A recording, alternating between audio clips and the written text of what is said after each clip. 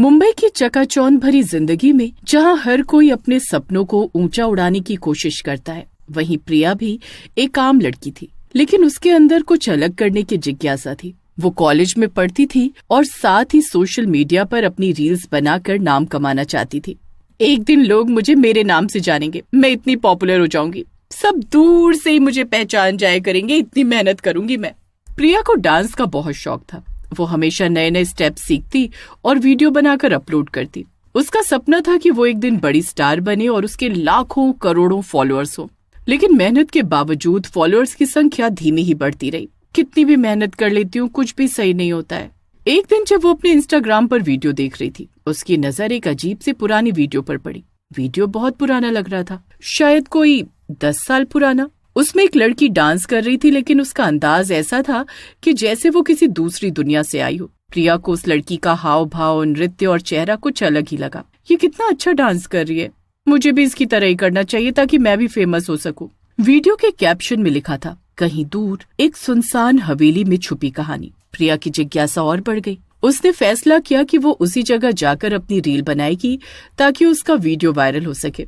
चलो यहाँ जाकर भी ट्राई करती हूँ। अगले दिन वो उस जगह गई। वहाँ एक पुरानी टूटी फूटी हवेली थी जिसके चारों ओर जंगली घास उगी हुई थी। वहाँ की ठंडी हवा में एक अजीब सी ठंडक थी जो हड्डियों तक सिहरन पैदा कर रही थी। प्रिया ने सोचा, ये वही जगह होगी जहाँ से वो लड़की वीडियो बनाती थी। चलो कैमरा ऑन कर लेती हूँ और वीडियो बनाती हूँ। उसने अपने फोन का कैमरा ऑन किया और रील बनाने लगी। जैसे ही वो डांस करने लगी, हवेली के अंदर से दूर कहीं से धीमी धीमी आवाजें आने लगी, जैसे कोई फुसफुसा रहा हो। प्रिया ने पीछे मुड़कर देखा, लेकिन वहां कोई नहीं था। फिर भी उसे लगा कि किसी की निगाहें उस पर टिकी हुई हैं। उसने डर को दबाया और रील जारी रखी।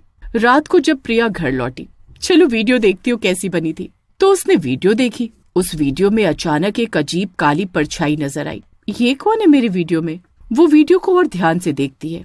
ये तो मेरे हर मूवमेंट को कॉपी कर रही है। परछाई ने उसकी आंखों में चमक डाली थी जो कोई आम परछाई नहीं हो सकती थी। प्रिया के फोन में कई बार अचानक से रील्स खुद ब खुद बनकर अपलोड होने लगी, जिनमें वो खुद नहीं थी। वो इन रील्स को देखती तो उसके शरीर में सिहरन दौड़ जाती। ये कैसे हो रहा है खुद ब खुद? मैं तो कुछ भी नहीं कर रही हूँ। एक रात प्रिया ने सपना देखा कि वो उसी हवेली में फंसी हुई है और एक अंधेरी काली वेशभूषा वाली महिला उसे पकड़ने के लिए आ रही है। वो महिला उसकी आत्मा को अपनी पकड़ में लेने के लिए हाथ बढ़ा रही थी। प्रिया के मन में डर घर करने लगा। उसकी नींद उड़ चुकी थी। वो अपने दोस्तों को बताना चाहती थी, कोई मेरी बातों को गंभीरता से नहीं ले रहा है, अब मैं क्या करूं? वो फिर उस हवेली पर जाती है। उसको एक चुड़ैल पकड़ लेती है, जिससे प्रिया अपनी जान बचाकर भाग जाती है। लेकिन प्रिया को समझ आ गया था कि वो एक दुष्ट आत्मा से जूझ रही है जो उसकी जिंदगी को बर्बाद कर रही है। लेकिन वो हार मानने को तैयार नहीं थी। उसने ठाना कि वो उस चुड़ैल के रहस्यों को खोलेगी और खुद को उसकी गिरफ्त से बचाएगी। लेकिन मैं ऐसा कैसे कर पाऊंगी? क्या फिर मैं भी कई रील्स बनाने वाली चुड़ैल की अगली शिकार बन जाऊंगी? प्रिया को हवेली पर पुरानी डायरी मिली। उसे लेकर उसने अपने कमरे में आकर पढ़ना शुरू किया। डायरी के पन्नों पर स्याही धुंधली हो रही थी, लेकिन शब्द साफ थे। लिखा था कि ये चुड़ैल पहले एक नामी गिरामी रील्स अभिनेत्री थी जिसका नाम था सावित्री। नाम तो बहुत प्यारा है, सावित्री। सावित्री बेहद खूबसूरत और प्रतिभाशाली थी। उसके डांस के वीडियो लोगों के दिलों में घर कर जाते थे। लेकिन उसकी अचानक मृत्यु ने सबको सदमे में डाल दिया। कहा जाता है कि मौत के बाद उसकी आत्मा उस पुरानी हवेली में फंसी रही और वो अपनी आत्मा की शांति पाने के लिए नहीं, बल्कि बदला लेने के लिए भटक रही थी। भला ये क्या बात हुई? बदला क्यों लेना इसको? हो तो गई थी फेमस। डायरी में आगे लिखा था कि सावित्री की आत्मा ने अपनी रील्स को एक श्राप में बदल दिया। जो भी उस श्रापित वीडियो को कॉपी करेगा या उसकी नकल करेगा, उसकी आत्मा धीरे धीरे सावित्री की आत्मा की गिरफ्त में आ जाएगी। अगले दिन प्रिया ने फिर से रील बनानी शुरू की। उसने उस चुड़ैल के डांस के कुछ स्टेप्स की नकल की, लेकिन थोड़ा अलग अंदाज में। देखो दोस्तों, मैंने ये स्टेप सीखे एक चुड़ैल से, कैसे है?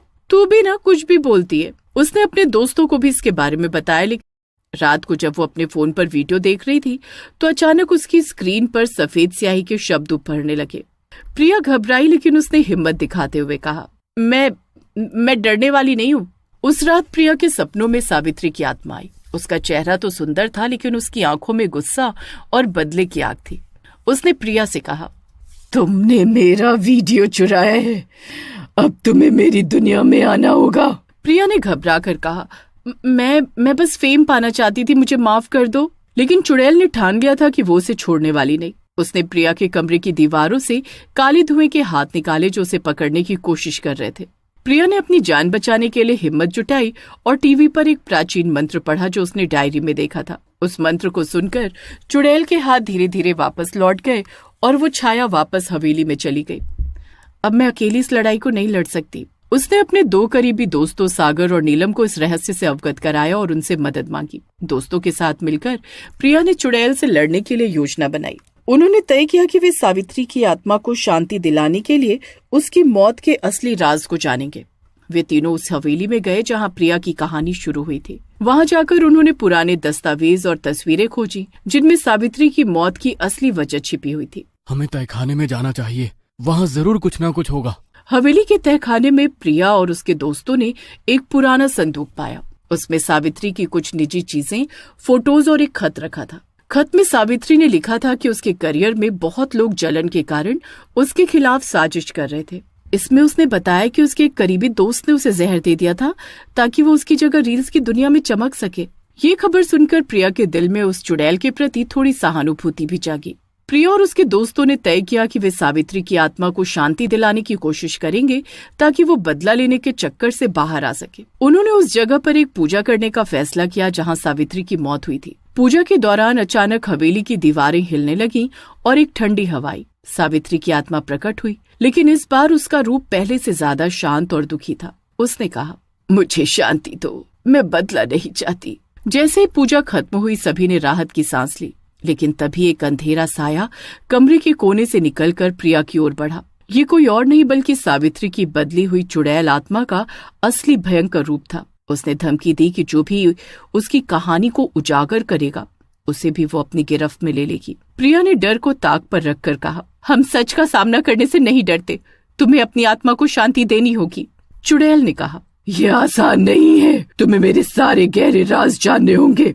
चुड़ैल ने प्रिया और उसके दोस्तों को एक अंतिम चुनौती दी। यदि वे सावित्री की मौत का असली राज दुनिया के सामने लाएंगे तो वो उनकी जान ले लेगी, लेकिन यदि वे इसे दबा देंगे तो वो सदैव के लिए शांति पाएगी। ये निर्णय प्रिया के लिए सबसे कठिन था। क्या करूं मैं? क्या वो उस रहस्य को उजागर करूं या अपने जीवन को खतरे में डाल दूं, या चुप रहूं या फिर चुड़ैल को मुक्त करूं? प्रिया ने अपने दोस्तों से कहा, सच बोलना जरूरी है, चाहे कुछ भी हो जाए, मैं डरने वाली नहीं हूँ।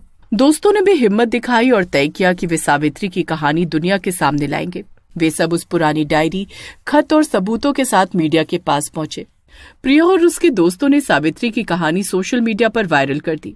उस चुड़ैल की आत्मा धीरे धीरे कमजोर पड़ने लगी, लेकिन उसने आखिरी बार प्रिया को डराकर धमकी दी कि उसकी लड़ाई अभी खत्म नहीं हुई। रात को प्रिया के सपने में सावित्री की पूरी सच्चाई सामने आई। उसने कहा, मैंने तुम्हें नहीं मारा, मेरी मौत साजिश थी और अब मुझे शांति चाहिए। प्रिया ने कहा, अब तुम आजाद हो, लेकिन जो डर तुमने फैलाया उससे बहुतों को चोट लगी है। चुड़ैल ने एक आखिरी बार कहा, तुमने मुझे मुक्त किया पर ध्यान रखना, रील्स की दुनिया में डर हमेशा कहीं न कहीं मौजूद रहता है। अगले दिन प्रिया ने अपनी रील्स में नए सिरे से शुरुआत की। अब वो सिर्फ डांस नहीं करती थी बल्कि लोगों को सच और अच्छाई की कहानी भी सुनाती थी। उसने सीखा कि चमक दमक के पीछे छुपे अंधेरे से डरना नहीं चाहिए, बल्कि उसका सामना करना चाहिए। सिर्फ डांस करने से ही आप फेमस नहीं हो सकते। आपके पास अगर और भी कुछ खास है तो आप उसको दिखा सकते हो। मैं खुश हूँ कि मैं रील बनाती हूँ, मुझे अच्छा लगता है। फेमस नहीं हूँ तो क्या हुआ, खुश तो हूँ।